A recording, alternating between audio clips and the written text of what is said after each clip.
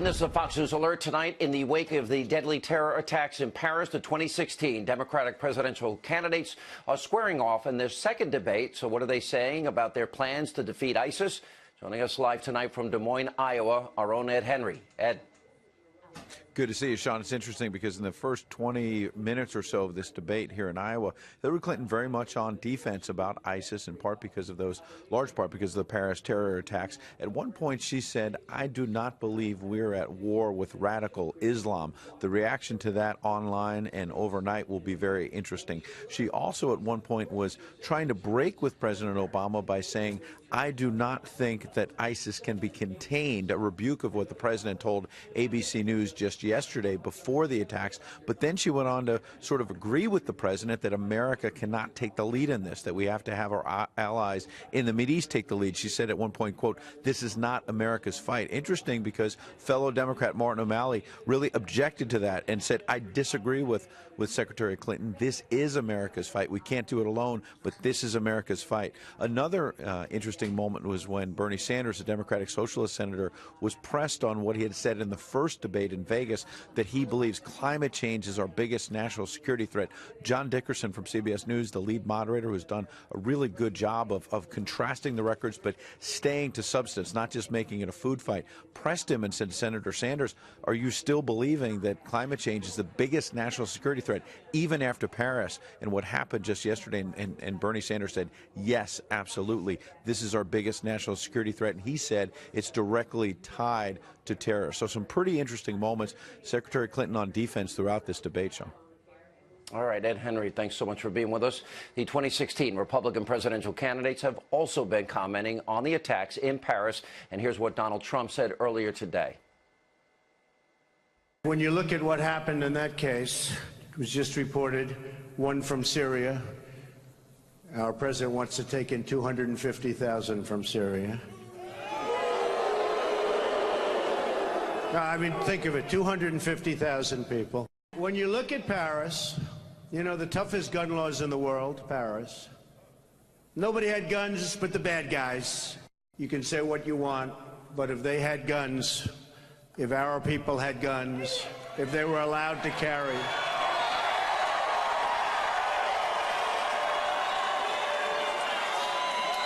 it would have been a much, much different situation. Now, many of the other candidates have also come out against the attacks and offered support to the French people. Here now tonight with reaction, the author of the brand new book, Duplicity, former Speaker of the House, Fox News contributor, Newt Gingrich is back with us. It's almost breathtaking, Mr. Speaker. You know, 2 hours before the attack, the president is saying that ISIS is contained. Remember, it wasn't long ago he was referring to them as the JV team. Meanwhile, they have taken over cities that we won in Iraq. And then Hillary Clinton during the debate tonight saying that I don't think we are at war with radical Islam, and Bernie Sanders believing that climate change is a bigger national security threat than radical Islam. I mean, how out of touch can they be? How can they be so wrong so often? Thoughts? Well, I was asked this the other night on a show, and I said, partly because they're nuts. And I think you have to understand, they believe in a fantasy world. That's a short answer. Yeah, but they believe in a fantasy world. I mean, the President of the United States may be the most dangerous president in national security terms in American history. He lives in a fantasy world. It's a fantasy world about Russia. It's a fantasy world about the Middle East. It's a fantasy world about Libya. I mean, it's a fantasy world about bringing unchecked, unverified, unvalidated Syrians in significant numbers to the United States. Hillary Clinton is part of the same fantasy world. And she was Secretary of State for 4 years. It is a disaster. And I think it's a great test to the American people whether or not you can watch this horror show in Paris and learn nothing from what just happened. Let me just say one thing. My very dear friend of mine, Bill Fortune, wrote a book last year called Days of Wrath, which I recommend to every American in the light of Paris.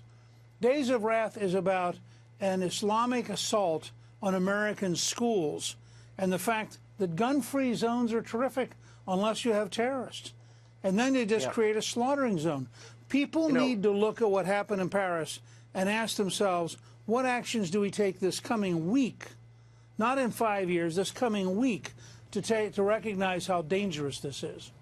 Mr. Speaker, I got to wonder, have we not learned anything from 9/11, the 9/11 Commission report saying they are at war with us, we are not at war with them?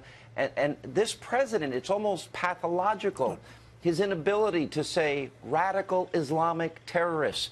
You know, him clinging to these ridiculous notions that Fort Hood was an instance of workplace violence as Major Hassan killed all of these people shouting Allahu Akbar, or calling them man-caused disasters or overseas contingency operations.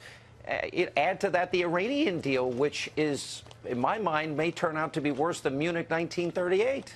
Look, I think it may well be, and may be much more dangerous than Munich was, and Munich started the Second World War, so it was a nightmare. But I gave a speech in early 2003 and said that the State Department was fundamentally failing to serve the United States. All of that, everything I said over a decade ago is still true. What you have is an establishment worldview personified by Obama, but he's not the heart of it. There's an entire worldview on our campuses, in many of our newsrooms, in the State Department, that basically is not prepared to deal with how hard the world is going to be. We have real enemies. Those enemies are quite prepared to cut off your head. If they get a nuclear weapon, they're going to use it. We temporarily now have a moment to say to ourselves, what are we going to do? And I'll give you just one example for the U.S. Congress. They should move this coming week to cut off all funding for any Syrian refugee to come to the United States. We have no reason to believe that we can vet these people, that we know who are the terrorists and who aren't the terrorists. And it is madness. It's suicidal for a country to pay to bring its own enemies into its own bosom. We would be basically duplicating the same mistakes that France made, that I would argue probably led to what happened yesterday in France. Sure. You know, I think about evil in our time, and a president that referred to them the JV team, and and then we got to now look at the refugee crisis, the 2016 campaign. You know, the president now talking about 255,000 refugees from Syria, from Iraq, from elsewhere around the world, and then of course we still have wide open borders in a post 9/11 world. The immigration was already a huge issue in this campaign. What impact of what happened yesterday, the comments of Hillary and Bernie Sanders today, do you think all of this has on this race? Well, look, it's going to be very, very polarizing. The fact is the Democrats cannot come to grips with the fact that we have active enemies. They can't come to grips with the fact, remember, this is the second major attack in Paris this year. The original attack on the magazine was this year. And we were all horrified, although the president wasn't moved enough to actually go to Paris. He issued another totally banal and pathetic statement last night where he could not bring himself to say who the enemy was. He could, but he talked in grand language about all of humanity. Baloney. Part of humanity wants to kill the other part of humanity. They prove it every single day. It's time to get real about the fact that our first goal has to be victory if we're ever going to get to peace. Let me play for you. We all know the comments that the president made about Christianity and about the Crusades, and there's been a mass slaughter of Christians in Yazidis, and we have done little to help them. And the terrible deeds that he said were done in the name of Jesus Christ. And yet here, I want to go through a history, a montage of his comments about Islam, and I want you to give us your take of what the psychology is in his mind about not being able to say the words radical Islam. Listen to this. The United States is not and will never be at war with Islam. And I'm also proud to carry with me the goodwill of the American people and a greeting of peace from Muslim communities in my country. Assalamu alaikum. Islam is not part of the problem in combating violent extremism. It is an important part of promoting peace. Our enemies respect no religious freedom. Al-Qaeda's cause is not Islam. It's a gross distortion of Islam. The future must not belong to those who slander the Prophet of Islam. ISIL is not Islamic. No religion condones the killing of innocents, and the vast majority of ISIL's victims have been Muslim. We have reaffirmed again and again that the United States is not and never will be at war with Islam. Islam teaches peace. Look, add to that, Mr. Speaker, what Hillary said tonight, what Bernie Sanders tonight, and how do you interpret their inability?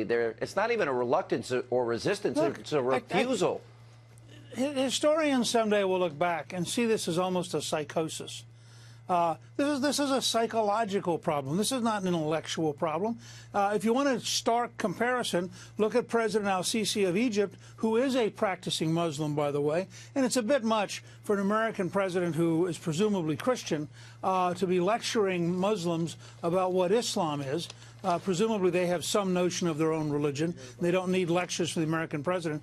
But look at what al-Sisi said, who is a practicing Muslim and who went to see the major imams at the Cairo University and lectured them ferociously and said, look, we're allowing ourselves to be isolated from the world by accepting a radical version which frightens everybody, and you have an obligation to fight it. Now, al-Sisi, as a practicing Muslim, understands vastly better than Barack Obama or Hillary Clinton or Bernie Sanders what's at stake here, and it is a mutant version of Islam, but a very real version of Islam.